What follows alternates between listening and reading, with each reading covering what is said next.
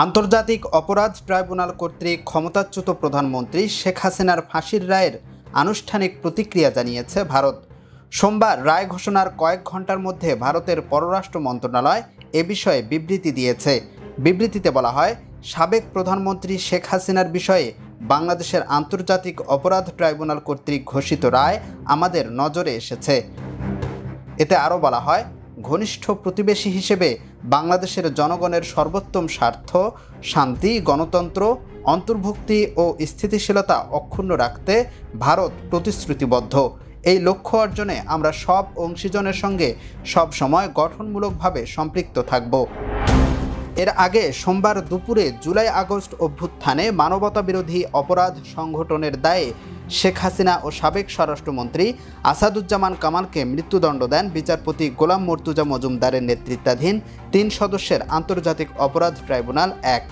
একই অপরাধে দোষী সাব্যস্ত হলেও রাজসাক্ষী হওয়ায় পুলিশের সাবেক মহাপরিদর্শক চৌধুরী আবদুল্লাহ আল মামুনের সাজা নমনীয় করে ৫ বছরের কারাদণ্ড দিয়েছেন ট্রাইব্যুনাল।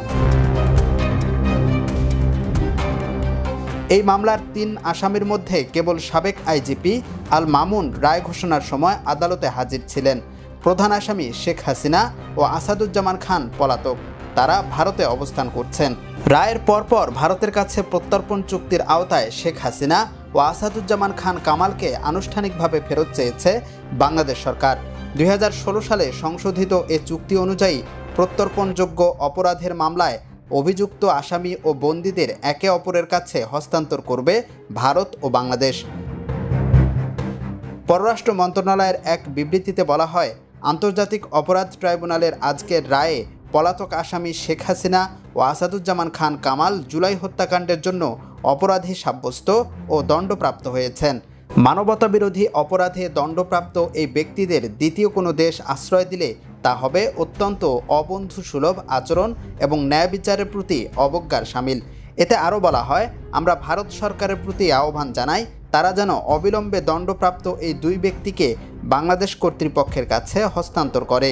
২ দেশের মধ্যে বিরাজমান প্রত্যর্পণ চুক্তি অনুসারে এটি ভারতের জন্য অবশ্য পালনীয় দায়িত্ব বটে। এরপর ভারতের পররাষ্ট্র মন্ত্রণালয়ের পক্ষ থেকে এই বিবৃতি এলো। তবে বিবৃতিতে শেখ হাসিনা ও আসাদুজ্জামান খান কামালকে ফেরত দেওয়ার বিষয়ে কোনো মন্তব্য করা হয়নি।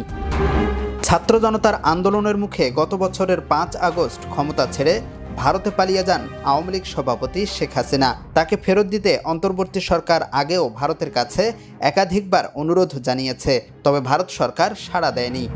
ইউএফটি ফার্স্টের সাথে ট্রেড করুন যে কোনো জায়গা থেকে। ক্যাম্পাসে ক্লাসের ফাঁকে, ঢাকার জ্যামে বসে কিংবা ঘরে বসে, ট্রেডিং এখন হাতের মুঠোয়। তাই ট্রেড করুন যখন খুশি, যেখানে খুশি।